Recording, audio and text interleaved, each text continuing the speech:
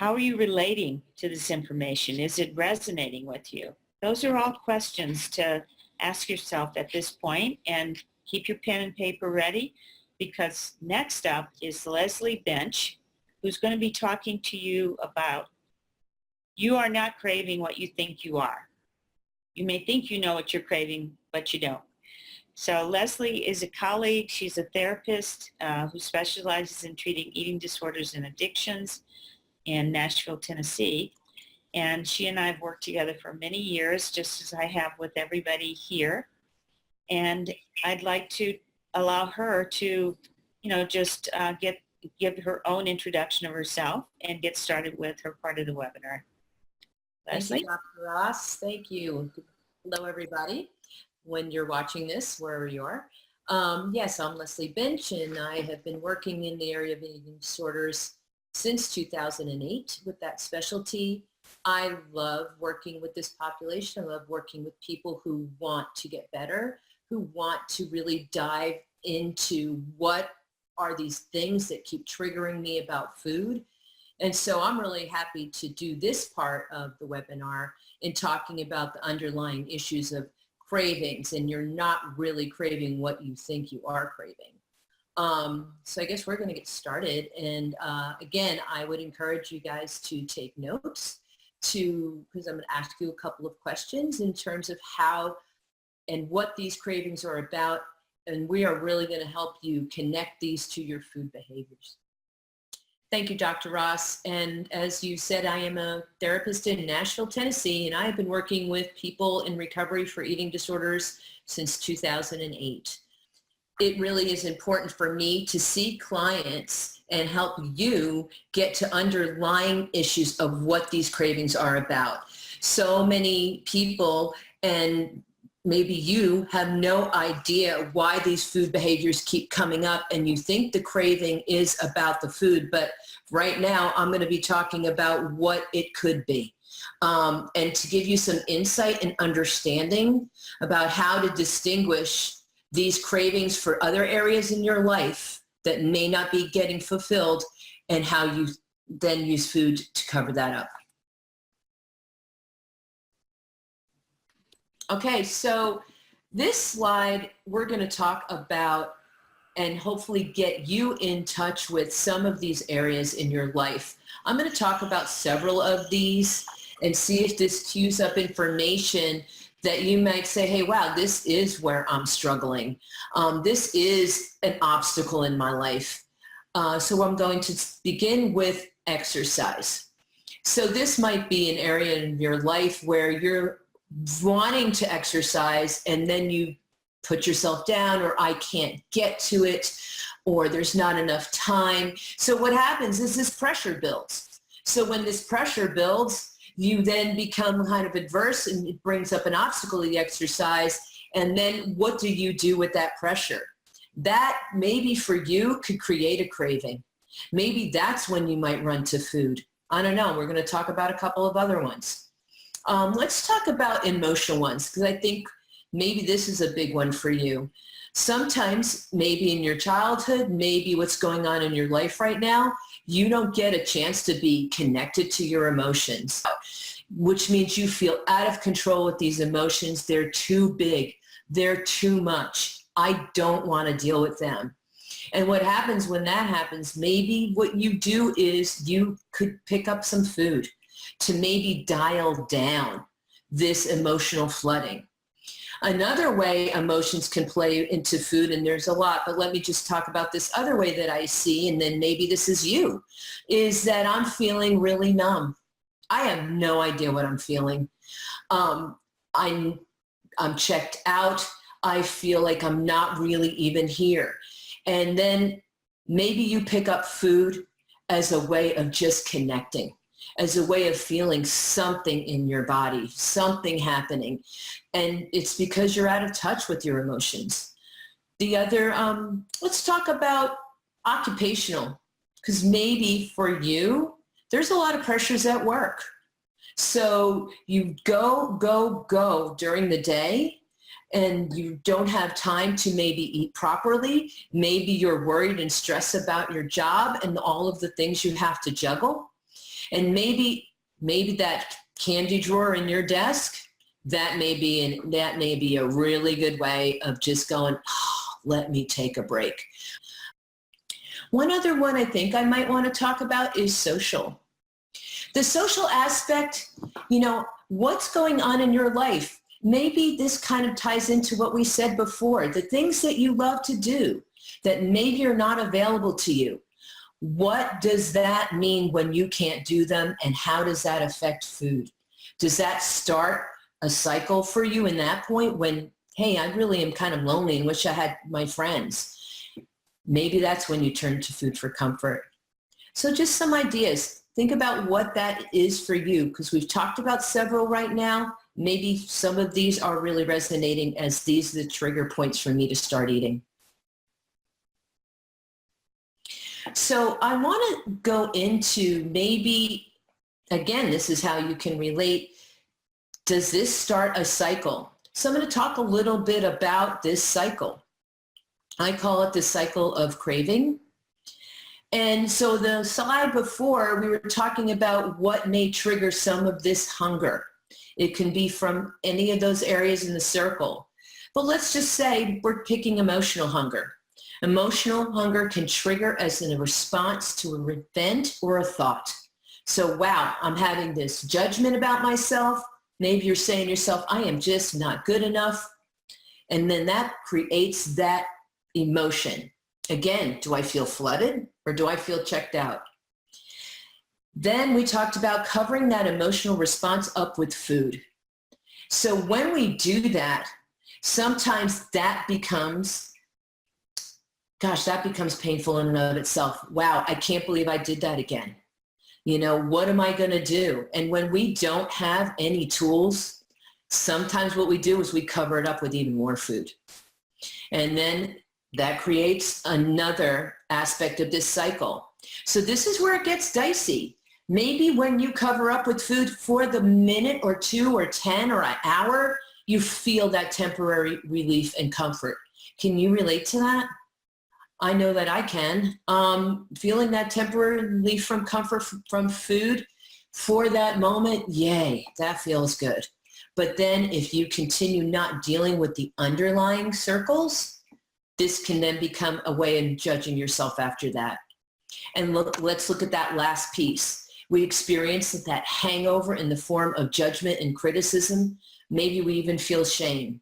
And when we get to that, that doesn't help us deal with what's in that circle. We just, again, start that cycle over. So when we are not dealing with those underlying emotional issues, occupational, social, etc., this becomes our food, relationship with food becomes a temporary fix and distraction over and over. When we eat our feelings, it seems almost impossible because when we get to that diet doesn't work because we've never really connected with what's in that, what's in our circle, what's happening for us in our lives, excuse me.